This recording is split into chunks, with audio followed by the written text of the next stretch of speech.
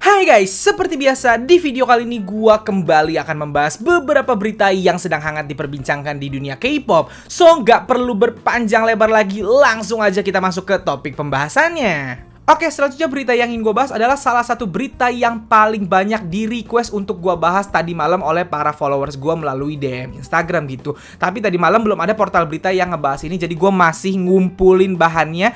Dan pagi ini rencananya pingin gue bahas gitu. Tapi ternyata sudah ada portal berita yang ngebahas ini, jadi tinggal gue kutip aja. Nih gue kutip dari portal berita Pencave di Instagram yang berjudul "Diduga ulah penggemar iseng anggota Secret Number sedih tak ada yang datang di KBS Music Bank". Nih si beritanya guys, penggemar dibuat sedih karena ekspresi anggota Secret Number saat menampilkan Doom Cheetah. Secret Number melangsungkan comeback mereka di Music Bank, tetapi tak sedikit penggemar dari Indonesia yang terdaftar menonton langsung penampilan Secret Number di Music Bank. Mengingat baru-baru ini berbagai acara musik telah kembali mengundang penggemar untuk menyaksikan penampilan idol mereka. Namun karena penggemar Indonesia tersebut tidak sungguh-sungguh dapat datang menonton pre-record, sehingga sedikit penggemar yang menonton penampilan Secret Number. Di media sosial penggemar lainnya ramai membicarakan raut wajah Jinnie yang terlihat sedih. Tak sedikit penggemar yang menegur agar jangan ada lagi yang sekedar iseng untuk mengisi form Music Bank. Nah, jadi itulah isi beritanya guys. Yap, tadi malam berita ini trending banget di Twitter gitu. Jadi, Secret Number ini baru saja melangsungkan comeback pertama mereka di Music Bank gitu. Jinnie bahkan nulis di media sosialnya Secret Number, dia bilang bahwa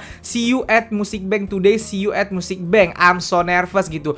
Jadi, Jinnie itu udah semangat banget, anggota Secret Number udah semangat banget untuk tampil di Music Bank karena akhirnya bisa bertemu para Loki fansnya mereka gitu. Karena sekarang acara musik di Korea kan udah boleh ada penonton lagi gitu. Waktu debut Secret Number itu belum ada penontonnya karena ya itu tadi, karena waktu itu pandemi dan gak boleh ngundang penonton gitu acara musik. Nah, Jinnie udah semangat-semangat nih gitu. Tiba-tiba pas dia tampil, pas Secret Number tampil, penontonnya atau Loki-nya sepi banget yang datang gitu. Dan sangat terlihat di fancam ekspresinya Jinnie terlihat sangat sedih gitu karena penontonnya ternyata sedikit banget. Nah, usut punya usut, ternyata kebanyakan yang mendaftar sebagai penonton Secret Number di Music Bank itu justru datang dari Indonesia. Muncul tabelnya dan nomor handphonenya kebanyakan dari Indonesia, nama-namanya juga nama-nama orang Indonesia gitu. Dan akhirnya itu yang membuat sepi. Loki di Korea nggak bisa daftar karena pendaftarannya udah didaftarin sama kebanyakan penggemar dari Indonesia gitu. Dan kemarin gue sempat lihat perdebatannya di Twitter waktu trending kan gitu, dan banyak yang marah-marah. Ternyata ada satu akun yang sempat ngaku kalau itu dia juga daftar gitu, dan dia pengen batalin. Bisa nggak cara batalinnya gitu? Gimana cara batalinnya gitu? Dia ternyata main ngisi aja tanpa dia mengerti itu maksudnya buat apa, karena dia mungkin ngefans sama Secret Number, pingin pokoknya Secret Number, pingin yang terbaik lah buat Secret Number. Akhirnya tiap ada apa-apa tentang Secret Number, ya dia daftar, dia ngelakuin lah buat Secret Number, intinya gitu. Tapi dia nggak tahu kalau ternyata itu adalah form untuk nonton langsung Music Bank gitu. Nah, karena gue yakin bukan cuma dia, ada banyak penggemar Indonesia yang nggak tahu kalau form yang dia isi itu adalah form untuk bisa nonton langsung di Music Bank gitu. Sedangkan dia ada di Indonesia, sedangkan penggemar Indonesia ini ada di Indonesia semua, nggak mungkin terbang ke Korea untuk nonton Music Bank doang gitu. Sehingga gara-gara mereka udah daftar, Loki yang ada di Korea nggak bisa daftar dan nggak bisa nonton, makanya penggemarnya sepi itu tadi. Dan gue lihat kemarin di kolom Twitter banyak yang berantem gitu. Si mbak-mbak yang ngaku ini juga banyak yang ngatain gitu. Dan gue ya gimana, gue juga nggak tahu harus ngomong apa gitu. Gue cuman bisa bilang ini kan udah terjadi, ya udah gitu, udah terjadi. Kalau kalian kemarin marah, ya udah nggak apa-apa marah gitu. Tapi semoga kedepannya tidak terulang lagi. Dan di sini gue mau mengingatkan nih kepada Loki, kepada para penggemar Secret Number. Gue nggak tahu kalian tadinya adalah penggemar K-pop dari grup lain atau murni baru menggemari K-pop gara-gara Secret Number, gara-gara Dita debut di Korea gitu. Gue kasih tahu, jangan main isi-isi aja, budayakan membaca terlebih dahulu. Kalau ngisi-ngisi sesuatu, even itu buat idol lu, buat bias lu, dibaca dulu itu buat apa, supaya nggak terulang lagi hal-hal seperti ini. Kalau hal-hal seperti ini terjadi kan yang kasihan artisnya, mereka udah semangat tampil, mereka pikir bakal ketemu fans untuk pertama kalinya, ketemu Loki gitu, tiba-tiba kosong gitu, karena ternyata yang ngisi malah orang dari negara lain. Jadi ya semoga ini jadi pelajaran gitu. Kalau di portal berita tadi kan dibilang ulah penggemar iseng, kalau gue bilang ini bukan penggemar iseng gitu, karena gue lihat di beberapa Twitter orang-orang yang ngomong itu atau yang ngaku itu murni karena dia nggak tahu gitu, bukan iseng, dia nggak tahu gitu niatnya dukung Secret Number, tapi ternyata itu adalah buat nonton gitu. Itu yang jadi kesalahan gitu. Jadi Semoga ini jadi pelajaran gitu. Dan untuk yang tadi malam marah, ya nggak apa-apa, marah itu hak lu kesel gitu karena ngeliat idola lu akhirnya jadi sedih gitu. Cuman ya gue bilang yang lalu biar berlalu, yang udah melakukan kesalahan ya dimaafin aja sekali ini gitu. Semoga nggak terulang lagi gitu. Emang gue kaget juga sih pas lihat isi formnya pas keluar itu, kebanyakan terdaftar atas nama Indonesia, nomornya +62 gitu. Maksud gue ya gimana ya. Nah sekali lagi gue ulang lagi nih, budayakan membaca, dah itu pokoknya. Jadi bener apa yang dibilang oleh orang tua dan guru-guru kita gitu. Kalau membaca itu penting, bahkan jadi K-popper saja harus ngebaca gitu supaya nggak terjadi hal-hal kayak gini. Ini masih agak mending terjadinya hal seperti ini. Kalau lo main isi-isi aja ternyata lo harus bayar 5 juta atau 10 juta, mati lo gitu. Main isi-isi aja gitu. Jadi sekali lagi semoga ini jadi pelajaran gitu. Dan untuk Jinny semangat. Nah untuk para penggemar Secret Number, kasih semangat sama Jinny deh di platform-platform media sosialnya Secret Number gitu. Kasih semangat untuk para anggota Secret Number gitu. Dan sekali lagi semoga hal ini tidak terulang. Secret Number kan masih akan comeback di beberapa acara musik lagi kan, masih beberapa minggu lagi comeback mereka ini. Maksudnya masih beberapa minggu lagi penampilan mereka. Semoga hanya terjadi di awal Music Bank ini. Semoga kedepannya lebih baik lagi. Amin. Selanjutnya berita terakhir yang ingin gue bahas di video kali ini datang dari Treasure dan juga agensinya YG Entertainment. Ada apa?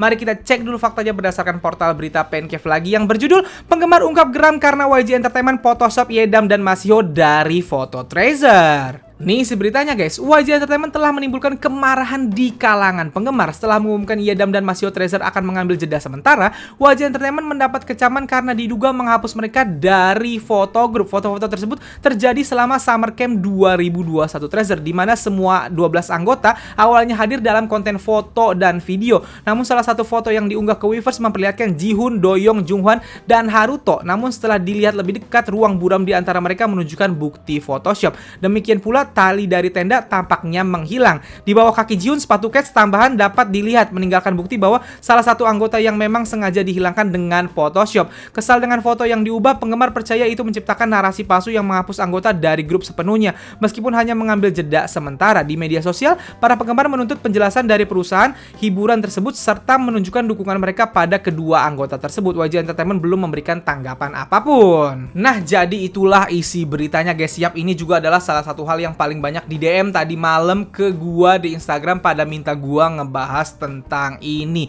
Yap, gua juga jujur kaget tapi agak ngeri-ngeri sedap nih ngebahasnya. Kenapa? Karena gini, kalau gua ngebahasnya rada ngebela YG, nanti akan ada yang ngomong, "Dasar lu pembela stan agensi" gitu. Kalau gua nyalahin YG, nanti akan ada yang bilang, "Dasar lu nyalahin agensi" gitu. Jadi gue serba salah nih mau ngebahas gimana, padahal jelas-jelas ini adalah suatu masalah kan gitu. Dan gue lihat di Twitter kemarin banyak banget yang marah, pada marah-marah dan omongannya bahkan sudah sampai kasar gitu. Marah-marah ke siapa? Marah-marah ke agensi tentunya gitu.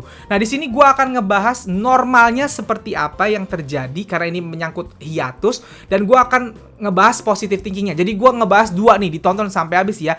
Ngebahas normalnya seperti apa biasanya orang hiatus, dan juga positive thinkingnya, supaya jadi ada pembelaan ke YG-nya, ada juga keanehan dari berita ini gitu yang gue bahas, oke? Jadi sebenarnya konten foto yang diupload ini kan berasal dari konten Summer Camp Treasure 2021 kemarin gitu. Alias udah disyuting setahun yang lalu, di mana seluruh anggota Treasure termasuk Bang Yedam dan juga Masio itu ikut dalam konten ini gitu. Dan di foto asli sebenarnya Bang Yedam dan Masio itu ada gitu. Tiba-tiba YG mengupload konten ini dan menghapus Bang Yedam juga Masio gitu. Dan akhirnya banyak teme yang marah loh. Yang marah ini teme loh, asli Treasure Maker, fansnya dari Treasure gitu. Kenapa YG harus menghapus Bang Yedam dan Masio padahal mereka kan hanya hiatus gitu. Dan banyak juga yang nanya sama gua, "Bang, emang kalau orang hiatus harus dihapus fotonya padahal mereka ikut?" Nah, nih gua kasih tahu normalnya. Nih gua kasih tahu normalnya yang terjadi dulu-dulu gitu ya. Pertama, gua kasih tahu, kalau lo nanya gua perbandingannya sama artis YG yang lain, jujur gua nggak bisa jawab. Karena apa? Karena seinget gua, koreksi kalau gua salah, seinget gua sejak YG pertama kali punya idol yaitu Big Bang sampai Treasure ini, kejadian kayak Treasure ini baru ya sisi Treasure ini gitu. Maksudnya seperti yang kita tahu sekarang itu Masio dan Bang Yedam lagi hiatus. Masio alasannya karena masalah kesehatan, sedangkan Bang Yedam karena mau fokus belajar musik dulu gitu. Nah, sebelumnya artis-artis YG, idol-idol YG itu belum ada anggotanya yang hiatus seperti itu gitu.